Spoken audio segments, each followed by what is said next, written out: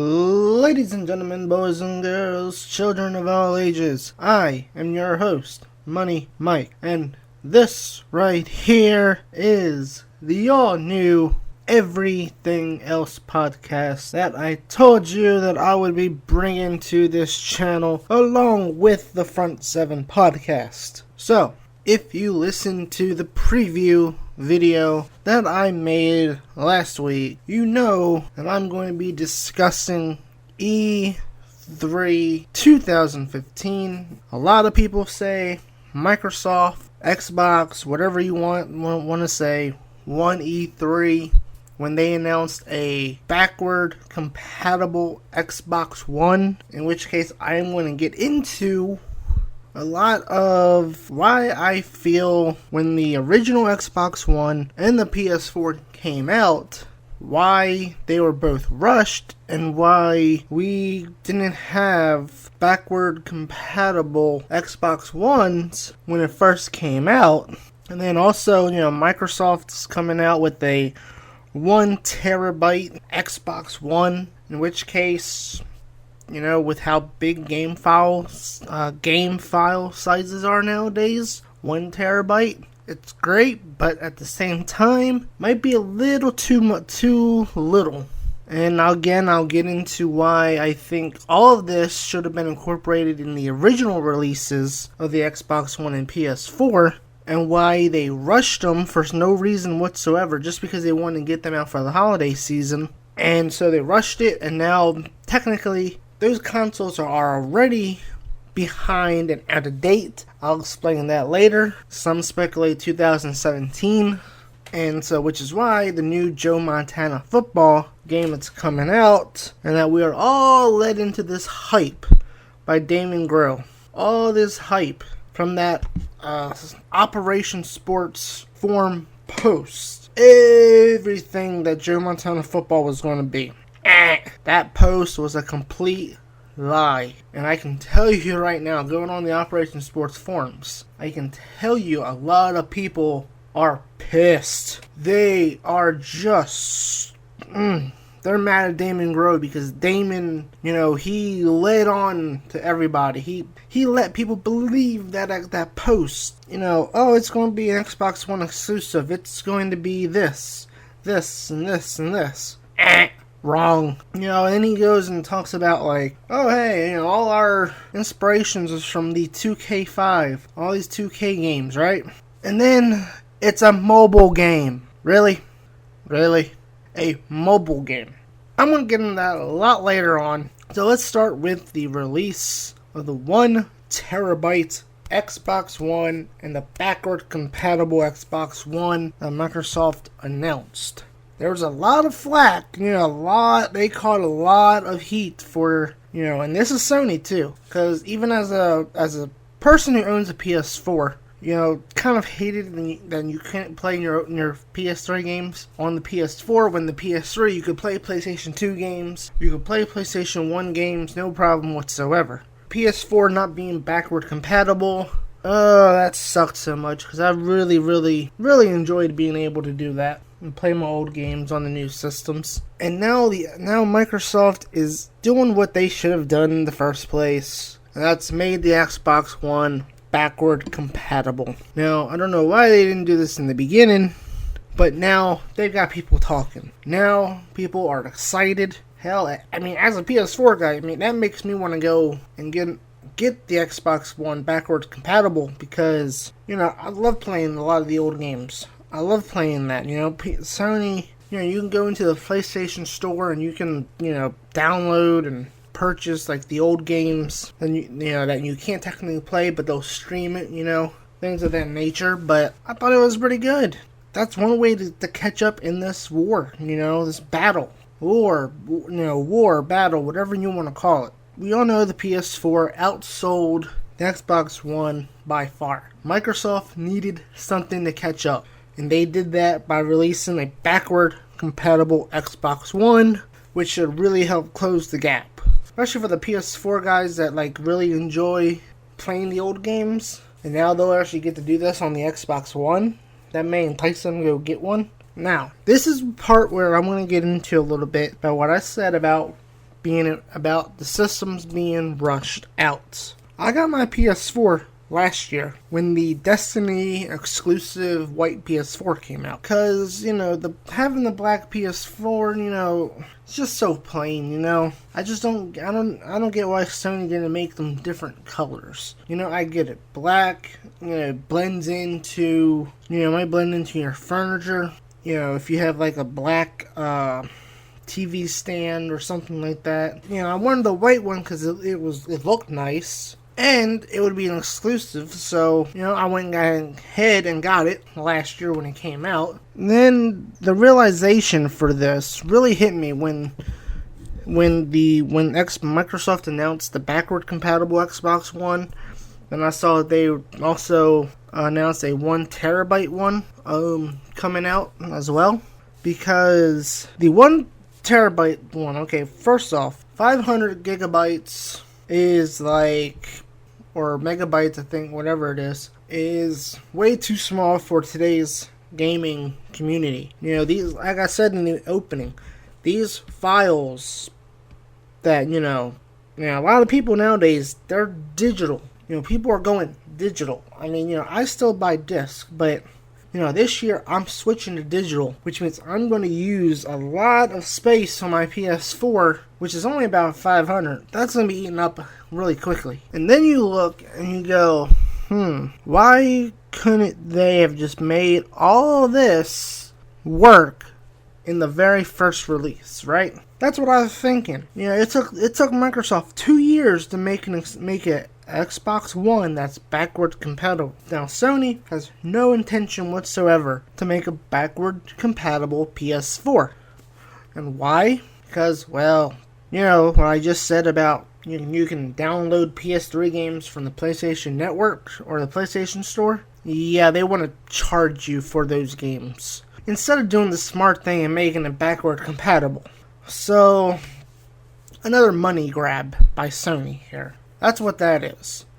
Microsoft, meanwhile, is smart enough to realize that a backward compatible Xbox One is best for business and best for the console war and help gain ground in the console war. Here's the thing that I don't get. Why couldn't they have just made all this possible before? When they first started making the Xbox One, started making the PS4. Why couldn't they have built all of this into the systems right from the beginning? Like, what gets me is that, like I said, we're already only a couple years into having these new systems, and they're already out of date. You look at Netflix. Netflix is, they've announced, 4K streaming. If you have a compatible TV, you can stream Netflix in 4K because 1080 is going at the door. 4K is going to be the big thing in TVs. And here we are with the Xbox One and the PS4, and they're already behind because they're not 4K compatible. You can't play games in 4K. So they're already behind the curveball because they're still on 1080. So, they're already out of date in terms of that. You look at the file sizes of these games nowadays, they're so big. I don't even think 1 terabyte is enough. Yeah, I think 1 terabyte is a good start. But the Xbox One PS4 should have been made with hard drives that were at least 2 to 3 terabytes to allow for gamers to not run out of space, and so that way they have space for games that they can download, because essentially, just like Blockbuster, GameStop is going to end up going out of business because eventually we're going to hit a point in time where everything, we're going to be forgetting about the covers of games, okay? EA Sports has Madden cover vote. Yeah, that thing is going to be a thing that we'll be talking about, saying, yeah, I remember when the person on the cover of the game was so important, because eventually GameStop is going to go out of business because every game is eventually going to be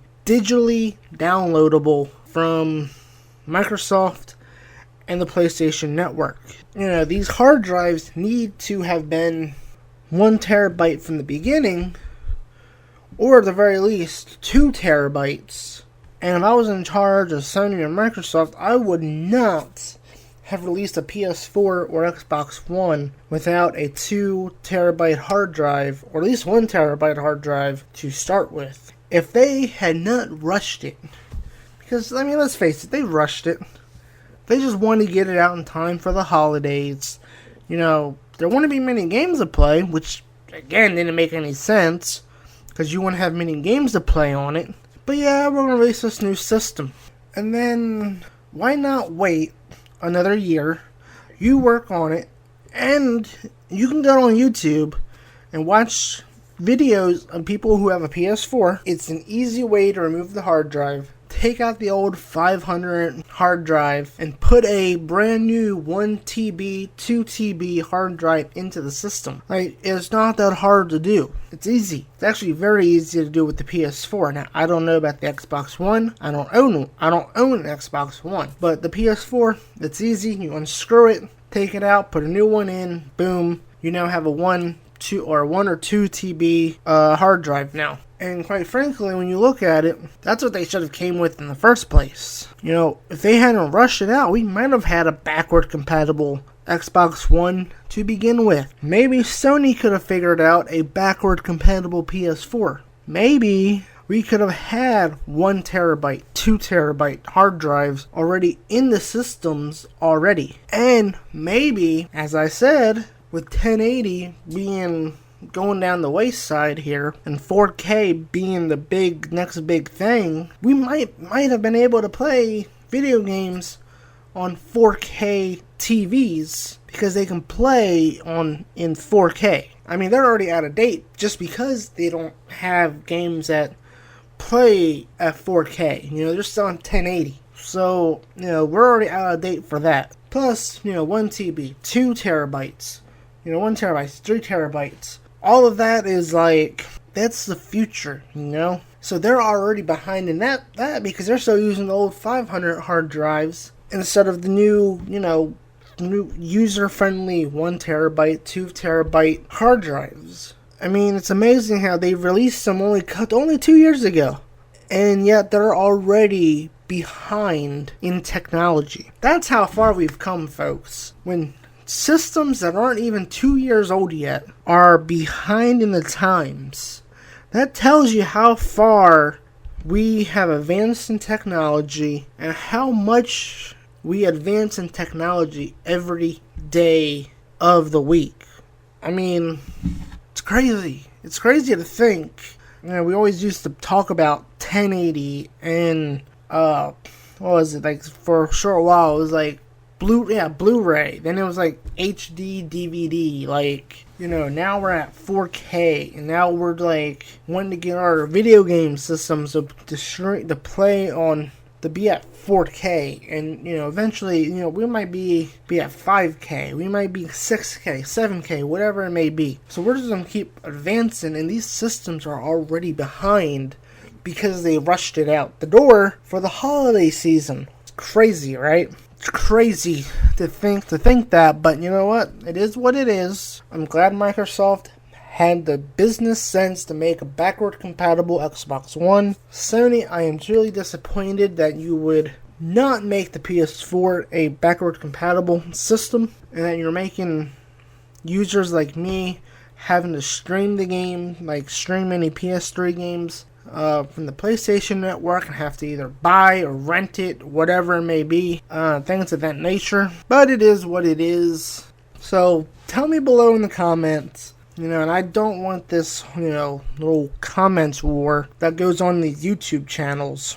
Oh yeah, Xbox One is better. No, Sony's PlayStation 4 is better. And Xbox users, you suck. PS4 users, you suck. No. I want a good discussion here in the comments. I would love to kind of discuss with you guys. on this topic because I think it's quite interesting to see that we're already behind. I mean, do you think that the Xbox One and PS4 are already behind in the times? Should they have waited to come out? Let me know in the comments below. Now let's move on to Madden 16, Montana 16, which may be now Montana 17.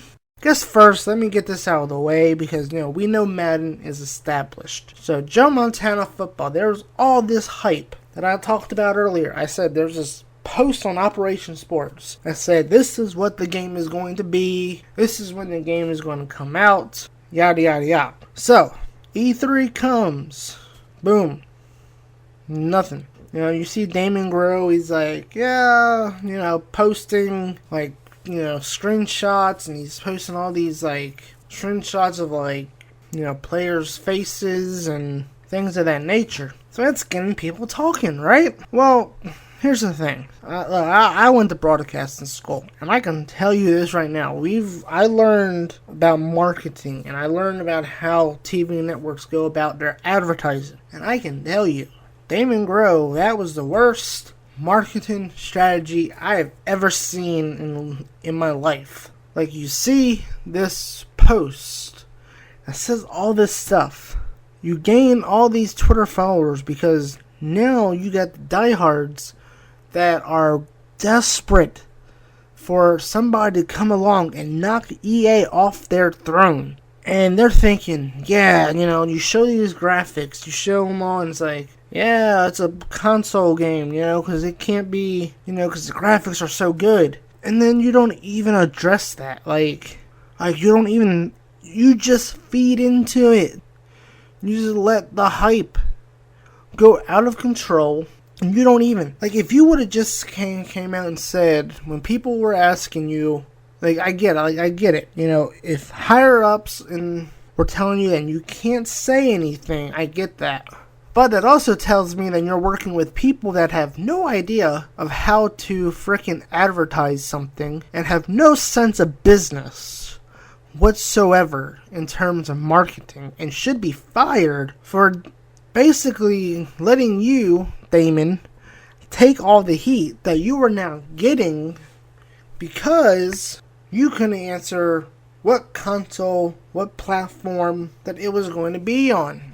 If you had just said from the beginning, it's a mobile game, we're trying to see if we can talk to somebody about making it a console game, or it's a PC, whatever it may be. Then, people said, okay, we understand, yada, yada, yada.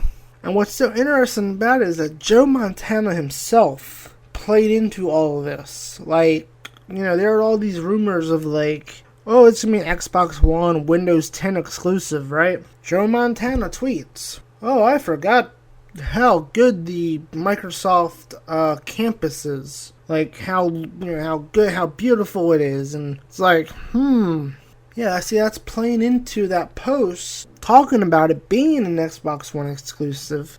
So, they played us. A NFL Hall of Fame quarterback in Joe Montana played us from the beginning. They would post these things with 2K logo and stuff.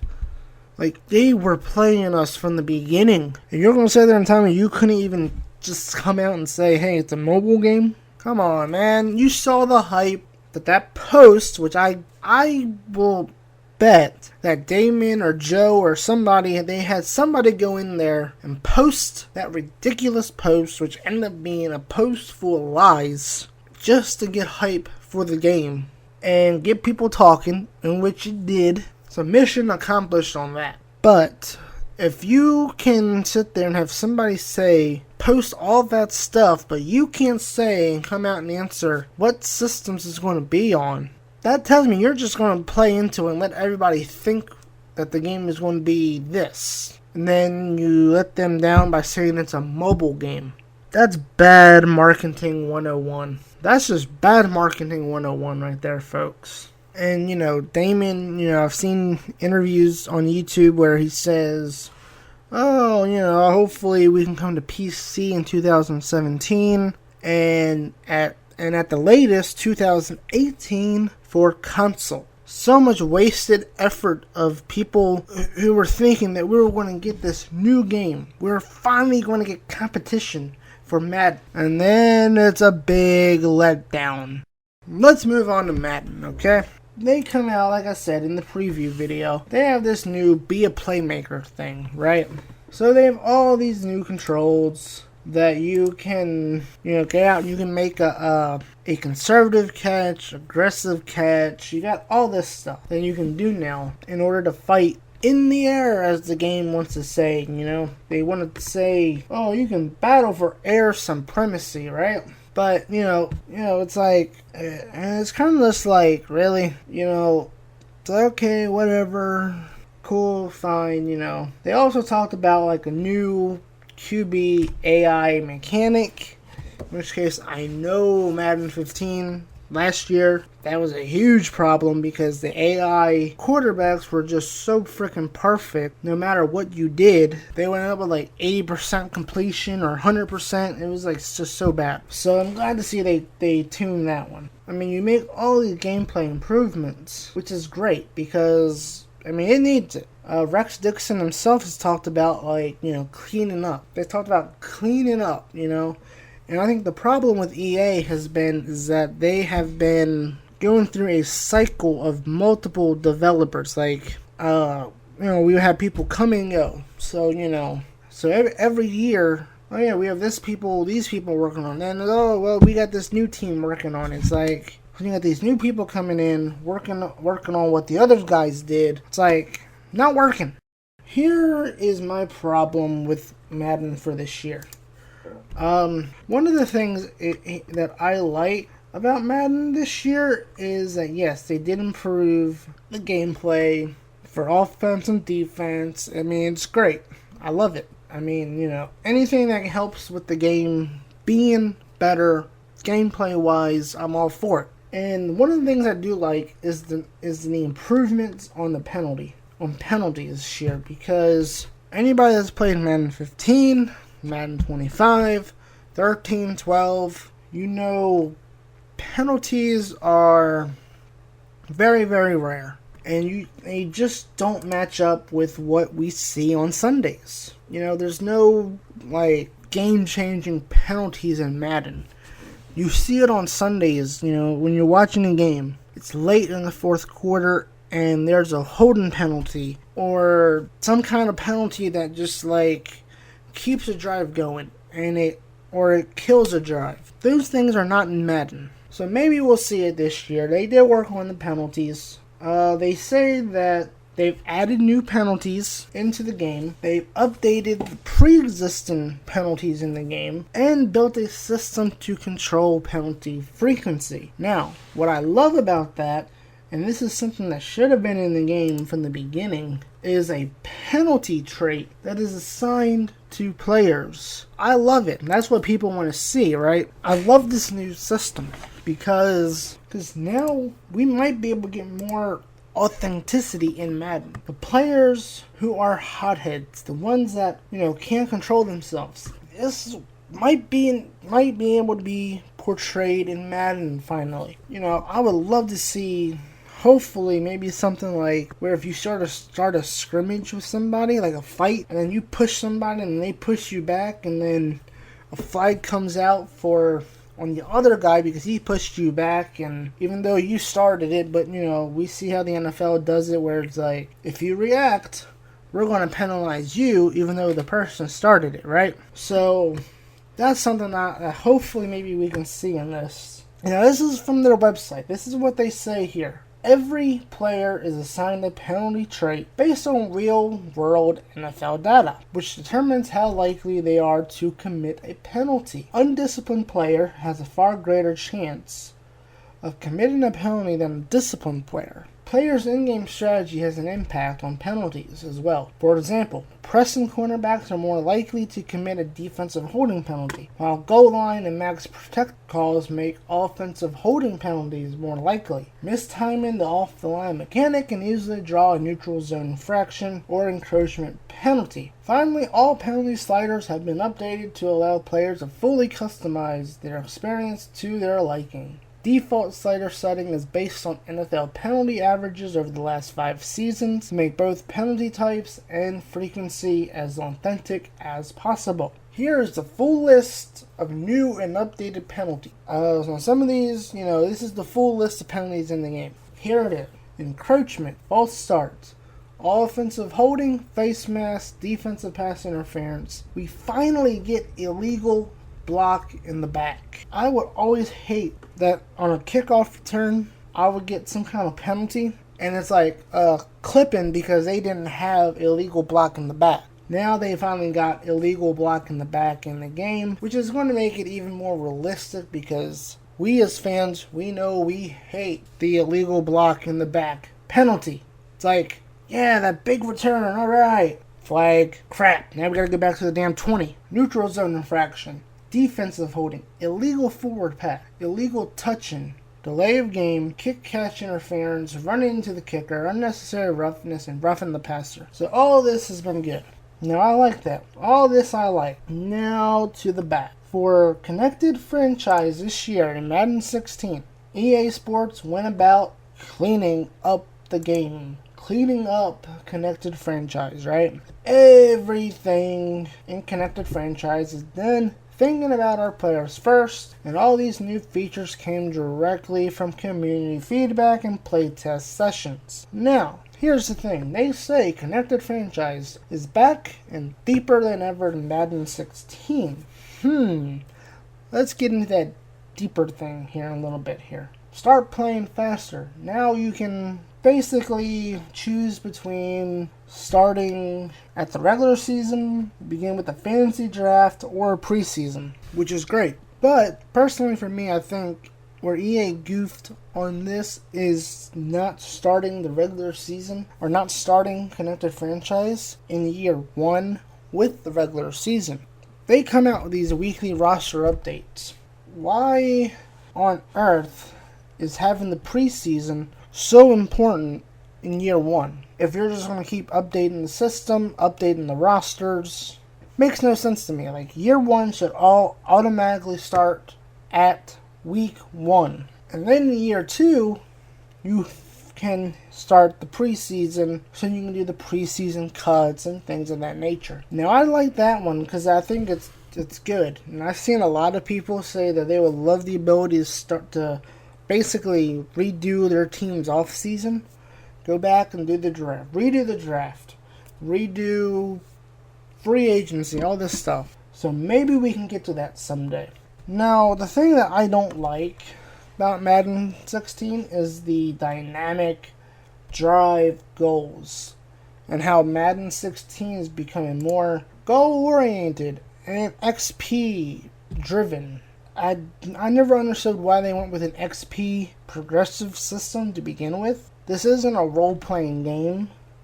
XP has no place in a football game. But apparently the people on Madden are like, hey, people, we want you to have XP goals, and we need you to have dynamic drive goals. And again, may I ask, who are they asking that wanted XP progression system to begin with? Like the casual gamers who are just too damn lazy to actually do anything themselves? I mean, who asked for dynamic drive goals? Like seriously, EA, the goal of each drive is to score, okay? That doesn't change no matter what quarter, no matter the situation, no matter what. The goal of each drive in football is to score. So you're coming out saying, oh yeah, one of all these dynamic drive goals. And now players are like, oh yeah, you have to have X amount of catches or X amount of yards or yada, whatever it may be in a game in order to progress. So now you're basically telling us, like you have told us all these last couple years, we have to play your way. Because EA Sports, you're greedy. Because you're like, you know what? We're going to make you play our way. We're not going to let you customize your game the way you want to play it. So, guess what? You don't like dynamic drive goals. You don't like having to throw to a certain player. And, it's like, okay, well, guess what? You're going to have to, because this guy is going to go and regress if he doesn't get like 2 catches in a game. Like, seriously, how is that realistic and authentic to NFL football? Like, a head coach does not go and say, hey, if you don't get 2 freaking catches in this game, then you're going to regress, or whatever it may be. Then you suck, right? Like, seriously, that doesn't work like that. That doesn't work like that at all. You know, they show a screenshot of Denard Robinson. Milestone. Denard Robinson, 2 out of 2 rushing touchdowns. So essentially, you have to actually get players these goals in order for them to progress. And even more is that they shove this in your face. Like the WWE shoves John Cena down our throats. They shove XP down our throat. They shove goals down our throat. Because now, instead of a live ticker, bottom of the screen that shows the other scores around the league. Oh, hey, goal ticker. Here's a ticker to show you your progress on goals. Again, who the hell are you asking of who wanted a damn goal ticker when everybody I know has said we want a live ticker that shows the scores from around the league? Again, EA Sports is making franchise mode a one-team league. Like, they're not even giving a crap about the other team. If it's about your league, it's your games are the only thing that matter. That's it. You know, it's like, why even bother? And then, you know, weekly goals. It's like, really, more goal stuff. Goal loading screen. It's like, and yes, I'm face palming right now because as a diehard person who wants a sim football game, this is as far away from sim as you can get. Now, you know, they've updated the depth charts. You know, they introduced some new scouting system. They brought back the NFL Combine, which I think was in Madden 25. I can't remember. So again, here's EA Sports recycling things. Now, Simowin I like. You know, they announced this new Simowin thing where this tool allows players to craft the season of their dreams. Now, essentially, this is used for mainly online because, you know, if you disconnect from a game or something, or maybe that disconnect and whoever was leading at the time, you know, the commissioner can go in and put them as the winner of the game, so that way you can move on, things of that nature. But what I'm trying to figure out is, they say that it's deeper,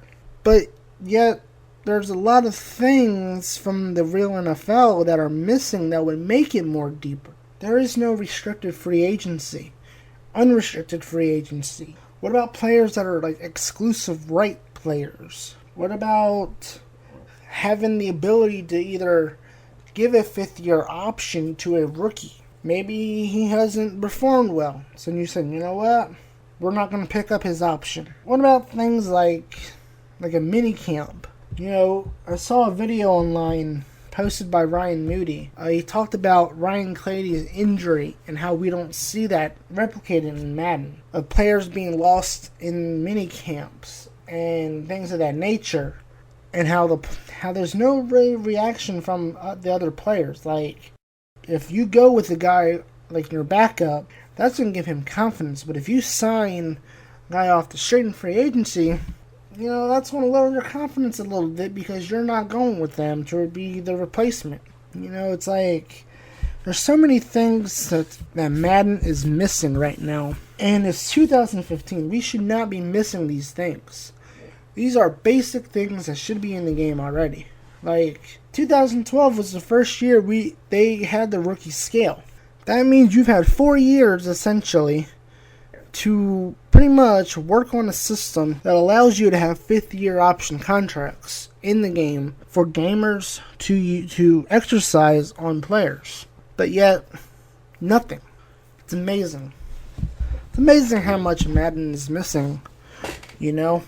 All these years, you think they would have already, you know, brought this back. I mean, these are things that are like, should have already been in the game already. I mean, it's crazy. Thank you so much for tuning in to the very first edition of the Everything Else podcast. Subscribe to my channel for more of the Front 7 podcast during the 2015 season. the Everything Else podcast, which I will discuss pretty much everything that is non-football related.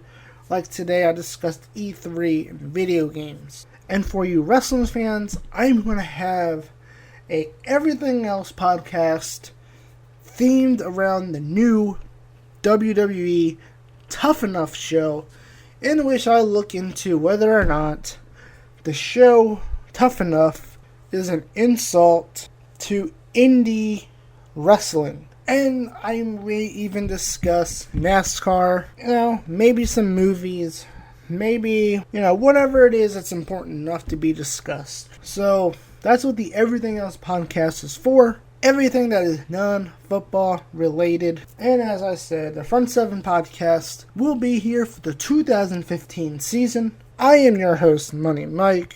Again, subscribe to my channel. Thank you so much for listening. And until next time, take care.